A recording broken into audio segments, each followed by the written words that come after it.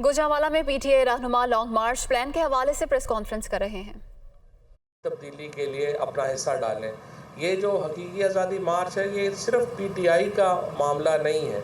हर वो शख्स जो मौजूदा निज़ाम को बदलना चाहता है, जो पाकिस्तान की एस्टैब्लिशमेंट से ये तवक्को चाहता है, ये मुतालबा चाहता है कि वो अपने आइनी किरदार में वापस जाएं, जो पाकिस्तान में अदालती निज़ाम को से मुतमईन नहीं है, हर वो शख्स जो पाकिस्तान के मौजूदा सियासी निज़ाम को तब्दील करना चाहता है, वो इस हकीकी आज़ादी मार्च का हिस्सा बने और अपने जो तहफ़्फ़ुज़ात हैं उनका अमली तौर पर इजहार करे। सिर्फ़ घर पे बैठ के बात करने से तब्दीली नहीं आती, तब्दीली के लिए आपको निकलना पड़ता है। और मेरे नज़र में ये जिस तरह से ये हज़ारों लोग इस वक्त निकल रहे हैं, हम अब बाकी जिन शहरों में जा रहे हैं उनसे भी हमारी तवक्को है कि वो इस निज़ाम के ख़िलाफ़ अपनी आवाज़ हमारी आवाज़ से मिलाएंगे और इसको बड़ा करेंगे। पहली बात तो मैं ये चाहता हूँ, चूँकि मैं गुजरांवाला में हूँ, तो रात को खुर्रम दस्तगीर ने अपने ख़ुद नून लीग के अपनी तर्जुमान टेलीविज़न के ऊपर ये बात एडमिट कर ली कि कल जो यहाँ पे लग़्व और घटिया बैनर लगा रहे थे वो खुर्रम दस्तगीर लगवा रहे थे। मैं हैरान हूँ, अभी मेरी उमर चीमा साहब से बात नहीं हुई कि इस एडमिशन के बाद अभी तक खुर्रम दस्तगीर को गिरफ़्तार क्यों नहीं किया गया, क्योंकि कल जिस किस्म के मजहबी मुनाफरत पर मबनी और जिस किस्म की घटिया बैनर्स जो हैं इन्होंने खुर्रम दस्तगीर के बकौल उन्होंने लगवाए, उसके ऊपर अब तक उन्हें गिरफ़्तार किया जाना चाहिए था और उनको जेल में होना चाहिए था। और मेरी नज़र में ये पंजाब हुकूमत को मैं मुतालबा करता हूँ कि वो फौरी तौर के ऊपर एक्ट करें और कल जो बैनर्स लगवाए, जिस तरह से उसका एडमिशन किया रात को टीवी के ऊपर, उसके बाद खुर्रम दस्तगीर को जो है कानूनी कार्रवाई करके उसको गिरफ़्तार किया जाए। ये पहला मौका नहीं है खुर्रम दस्तगीर के ख़ानदान का कि उन्होंने एक फ्रंट लाइन लीडर के ख़िलाफ़ इस तरह की तहमतबाजी की हो, इस तरह की बकवास मुहिम चलाई हो। इनके वालिद साहब जो थे उन्होंने यहाँ पे उस वक़्त सदर अयूब के वो यहाँ पे टाउट थे और उन्होंने मोहतरमा फ़ातिमा जिन्ना के ख़िलाफ़ भी ऐसी ही कैंपेन चलाई थी, जिस किस्म की कैंपेन अब खुर्रम दस्तगीर ने इमरान खान के ख़िलाफ़ यहाँ पे चलाई। तो इस ख़ानदान का हमें तो यूँ लग रहा है कि जिस रफ्तार से ये फरलांग मार्च रींग रहा है, जब तक ये इस्लामाबाद पहुंचेगा तो गालिबन इंतखाबात की तारीख दे दी जाएगी, क्योंकि 12 अगस्त को कौमी असम्बली ने अपनी मुद्दत पूरी करनी है और इंशाअल्लाह अक्टूबर 2023 में आम इंतखाबात होंगे। और ये सारी जो एक्टिविटी है जो आपको नजर आ रही है, ये हवस इक्तदार का मार्च है सर, कि एक फाशिस्ट फसादी से जब हमने एक आईनी तरीका इख्तियार करते हुए कौमी असेंबली में अदम एतमाद के जरिए इक्तदार उससे ले लिया है, तो वो फाशिस्ट फसादी फड़फड़ा रहा है और उस फड़फड़ाने में पाकिस्तान के सियासी और मौशी इस्तेहकाम को दांव पर लगा दिया। ये कोई हादसा नहीं है कि 2014 में चाइना के सदर ने इस्लामाबाद आना हो तो ये फसादी इस्लामाबाद में धरना दे दें। आज जब वजीर आजम शहबाज शरीफ सदर के उसी चीन के सदर से जिसने इस्लामाबाद आना था, आज उन्होंने मुलाकात की है, तो जब पाकिस्तान का मुंतखब वजीर आजम चीन के सदर से मुलाकात कर रहा है, ये फसादी फिर सड़कें रोक कर बैठा हुआ है। तो हमने तो अपना तरक्की का काम जारी रखना है और गुजरांवाला के शहरी, उन्हें याद कराने की जरूरत नहीं है कि जब से ये फसादी हुकूमत आई है, गुजरांवाला के अस्पताल बदहाल हैं, गुजरांवाला के स्कूल लावारिस हैं, गुजरांवाला की सड़कें तबाहाल हैं, जिले और शहर में तरक्की का अमल 4 साल से रुका हुआ है। अगर ये हवस इक़्तिदार मार्च, जो कि अब कातिल मार्च बन चुका है, आज सुबह एक और कारकुन जो ट्रक से गिरा था वो वफात पा गया। इससे पहले आपको मालूम है कि खातून सहाफ़ी सदम नईम इमरान खान के कंटेनर के टायरों तले आकर कुचली गई हैं, और ये भी कारकुनों का कत्ल भी इस फसादी लीडर का रिकॉर्ड है। मुल्तान में आपको याद होगा, गर्मी से बदहाल दर्जनों कारकुन हलाक हुए, स्टेज की कार्रवाई 1 मिनट के लिए भी रोकी नहीं गई। और अब जबकि आने वाले दिनों में ये इस्लामाबाद के करीब जा रहे हैं, तो मैं सराहत से ये कहना चाहता हूं कि इस्लामाबाद के शहरियों की जान, माल, औलाद और कारोबार की हिफाजत वफाकी हुकूमत की जिम्मेदारी।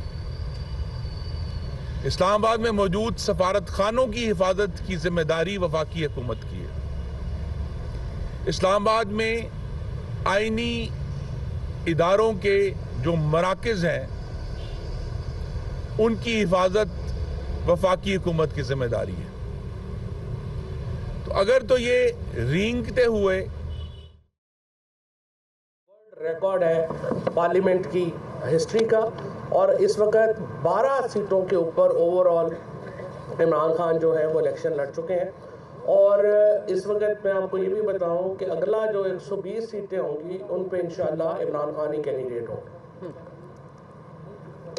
और एक पता भी चल जाएगा, मैं तो मरियम नवाज को कहता हूँ आप पे पाबंदी नहीं रही है, आ जाए ज़रा इलेक्शन ही लड़ लें। नवाज शरीफ तो लड़ नहीं सकते, शहबाज शरीफ या मरियम में से या फजल रहमान में से किसी को शौक़ है तो आ जाए इलेक्शन लड़ लेंगे, पता चल जाएगा पॉपुलैरिटी का। दूसरी बात यह है कि इलेक्शन सिंध में नहीं कराए जा रहे, बार बार इलेक्शन की तारीख जो है वो बदली जा रही है। और अब ये कहा जा रहा है कि जी लोग, सिंध पुलिस जो है वो चूँकि इस्लामाबाद आई हुई है तो हम इलेक्शन नहीं करा सकते। ऐसा नहीं है, सिंध के अवाम आपके साथ नहीं है, इसलिए आप वहाँ पे इलेक्शन नहीं करवा रहे। और जहाँ तक सिंध पुलिस का ताल्लुक है, कल मैंने देखा कि ये बात मीडिया पे आ रही थी कि उनको सहूलियात नहीं दी गई, वो जो पुलिस है वो दरबदर हो रही है। मैं इस्लामाबाद की अपनी तंजीम से दरख्वास्त करूँगा, और मैंने असद उमर साहब से भी दरख्वास्त की है कि अपनी जो तंजीम है वो सिंध पुलिस जो आई हुई है वहाँ से लॉन्ग मार्च रोकने के लिए उन्हें तमाम तर सहूलियात दे, और जो भी चीज़ उन्हें चाहिए, उन्हें पानी चाहिए, रहने की जगह चाहिए, वो इस्लामाबाद की हमारी तंजीम जो है वो देगी। क्योंकि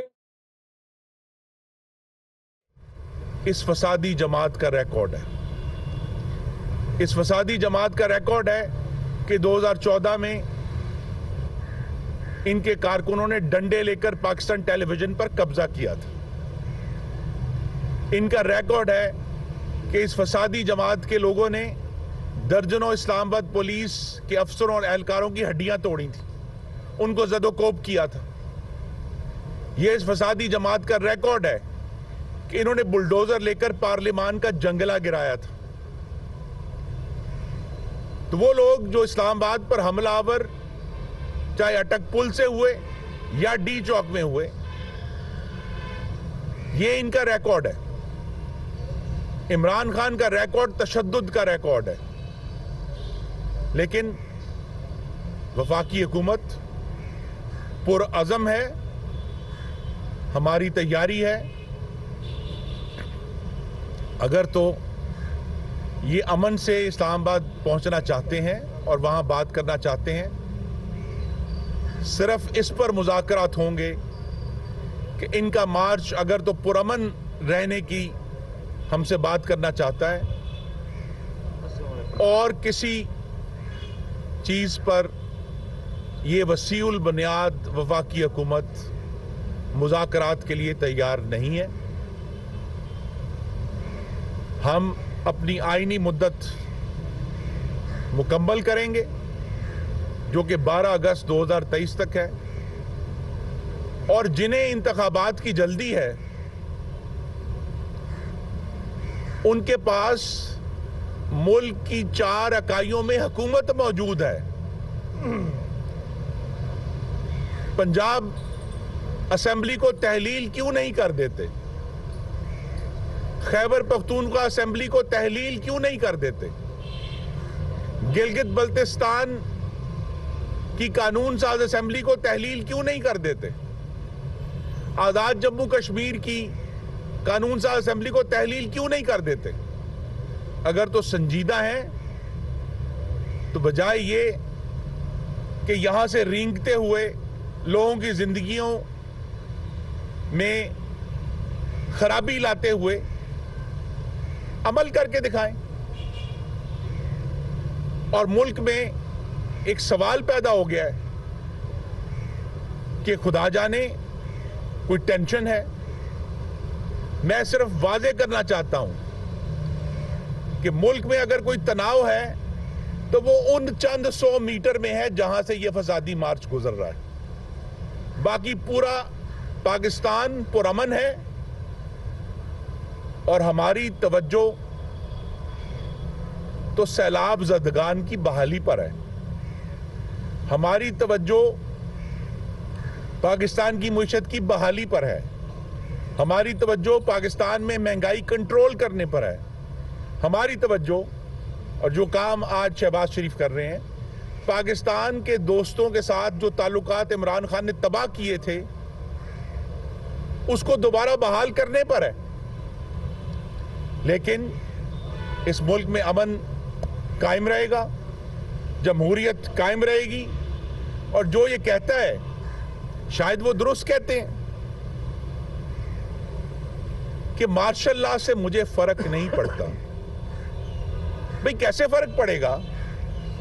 आप तो मार्शल लॉ के रेफरेंडम की हिमायत कर चुके हैं। परवेज मुशर्रफ के दौर में उसके रेफरेंडम के जलसों में अपने झंडे लेकर शरीक हो चुके हैं। आपको तो फर्क मार्शल लॉ से फर्क नहीं पड़ता, फायदा होता है।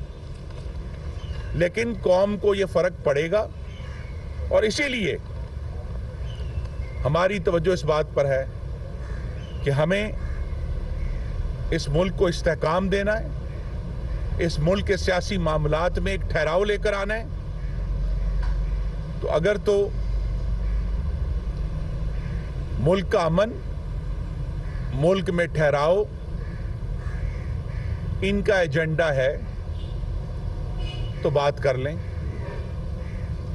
धमकियों से, तशद्दुद से शहरियों की जिंदगियों को तबाह करके तो ये फाशिस्ट मकासद हम हासिल नहीं होने देंगे। हम मज़ामत करेंगे, गुजरांवाला मज़ामत करेगा। मैं आपको ये भी याद करा दूं, आप में से बहुत से हजरात उसके गवाह हैं कि किस तरह 20 अक्टूबर 2020 को पीडीएम का पहला जलसा था और यही जगह जहां हम प्रेस कॉन्फ्रेंस कर रहे हैं, इसके चारों तरफ कंटेनर लगा दिए गए थे कि अवाम किसी भी तरह जिना स्टेडियम तक न पहुंचे। लेकिन अल्लाह ताला के करम से गुजरांवाला के शहरी बहादुर हैं, हिम्मती हैं, गैरत वाले हैं। शहरियों ने अपनी ताकत से ये कंटेनर उठाकर फेंक दिए और एक फकीदुल मिसाल जलसा जमहूरियत के लिए किया। ये वही पीडीएम है।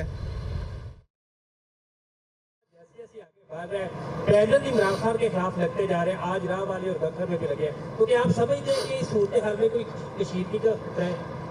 देखिए, अगर यही तो मैं पंजाब हुकूमत से कह रहा हूँ, मुशर्रफ भी बैठी हैं, ये अभी मैसेज भी पहुँचाएंगी। अगर इस तरह के बैनर लगेंगे और लोगों ने जाके खुर्रम दस्तगीर साहब को घर में जाके पिटाई कर दी तो फिर हमारा ज़िले में तो नहीं होगा। जिस तरह से लाखों लोग कल निकले हैं और वो कह रहे हैं कि मैं बैनर लगवा रहा हूँ, तो बड़ी बुरी बात है। खुर्रम दस्तगीर के वालिद साहब ने भी यही हरकतें की थी, ये खुद भी यही हरकतें कर रहे हैं।